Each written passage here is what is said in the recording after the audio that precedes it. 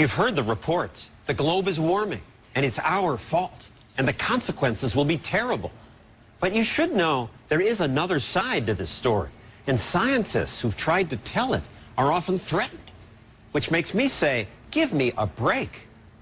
The world is heating up fast, and we have ourselves to blame. Global warming is real, and we humans are almost certainly the cause.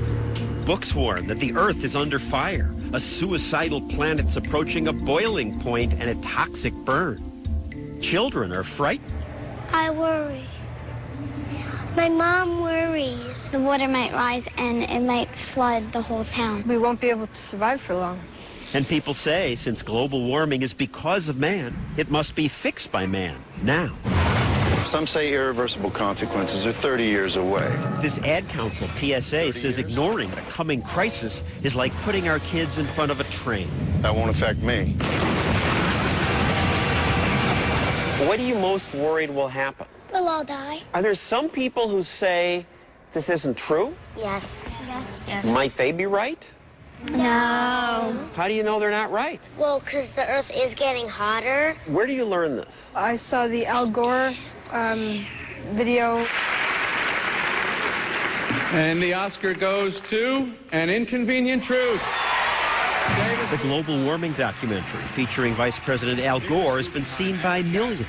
People have proclaimed him a prophet, a cultural icon, a conquering hero. You are a true champion for the cause, Mr. Gore. And last week, he won a Nobel Peace Prize.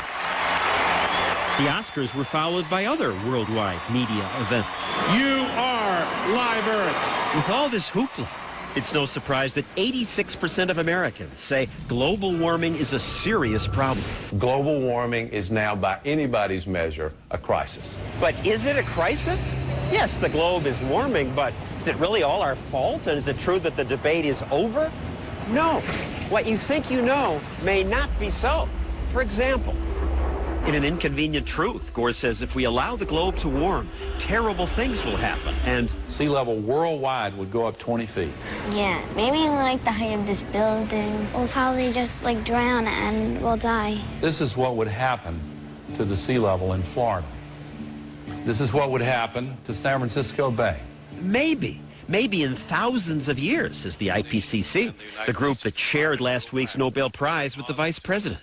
But in 100 years, the oceans might rise 7 to 24 inches, not 20 feet. A faster buildup of heat here. Mr. Gore also talks about melting ice caps. That's not good for creatures like polar bears. They show this heart-rending cartoon. A new scientific study shows that for the first time they're finding polar bears that have actually drowned. But I bet you didn't know that polar bears appear to be doing all right. Future warming may hurt them, but right now the World Conservation Union and the U.S. Geological Survey say most populations of polar bears are stable or increasing. There is one relationship that is far more powerful than all the others. The most impressive demonstration in Mr. Gore's movie is the big graph of carbon dioxide levels. Here's what the temperature has been on our Earth. Now, one thing that kind of jumps out at you is, did they ever fit together? My goodness, I knew that carbon dioxide is thought to amplify temperature increases, but this shows a clear cause and effect. For 600,000 years, when carbon rose, so did temperature. It suggests that carbon levels control temperature. But the real inconvenient truth is that carbon increases came after temperature rose, usually hundreds of years later. Temperature went up first. I wanted to ask Mr. Gore about that and other things, but he wouldn't agree to talk about this.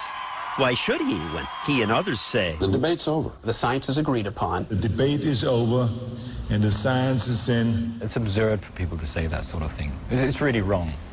these scientists are among those who say the debate is by no means over? Right there. John Christie and Roy Spencer won NASA's Medal for Exceptional Achievement for figuring out how to get temperature data from satellites. They agree that the Earth is warmed. We all agree that it's warmed, I think. The big question is, and the thing that we dispute is it because of mankind? Climate changes, they point out. It always has, with or without man. Early last century, even without today's big output of carbon dioxide, the Arctic went through a warm period. The media fretted about that then, too. And Greenland's temperatures rose 50% faster in the 1920s than they're rising now. Some scientists say the warming may be caused by changes in the sun, or ocean currents, or changes in cloud cover, or other things we don't understand. The debate is not over. And anyway, who's to say that yesterday's temperature was the perfect one? If temperatures keep rising now, these scientists say we don't know that that will be all bad. The fact is, when the climate changes, there are gains and there are losses. But Tim Ball, who studies the history of climate change, points out that all we hear about is the bad news from the IPCC, that massive group of global warming scientists. 1,000 scientists. 2,000 scientists. 2,500 scientists say the globe is getting warmer and we are to blame. There's the most unmitigated rubbish talked about. Paul Ryder of the Pasteur Institute and John Christie say they were members of the IPCC. That so-called group of scientists, they say, is not what people think it is. The IPCC is the Intergovernmental Panel on Climate Change. It is governments who nominate people. You'll find in many chapters that there are people who are not scientists at all. Who are they? They were essentially activists. Members of groups like Greenpeace were involved. And when the IPCC report came out, not all its members agreed with what was said. We were not asked to look at a particular statement and sign our names to it at all. I got very frustrated and I resigned. But the IPCC still listed Ryder as part of the so-called consensus. I contacted the IPCC and said, look, I've resigned. I don't want to have anything more to do with this. And they said, well, you've been involved, so you're still on the list. Only when he threatened to sue, he says, did they take his name off the report. The IPCC denies that that happened. Today, scientists like these are often smeared as deniers. We have Holocaust deniers, we have climate change deniers, and to be honest, I don't think there's a great deal of difference. Deniers are confusing the issue and delaying solutions. Often they're accused of being purchased by a well-funded denial machine. These corporate toadies lying to you and telling you that global warming doesn't exist. Good morning. The illusion of a debate has been purchased with millions of dollars a year. Aren't you guys all on the tape? I wish I was. I wouldn't be driving a 1992 car and living in a leaky apartment. These scientists all say they don't get any money from business, yet some have been threatened. One email said, you will not live long enough to see global warming. And even more direct than that. We stick our necks out. We do get hurt. Is this what the global warming debate has come to? One side saying, shut up, dissent must not be heard.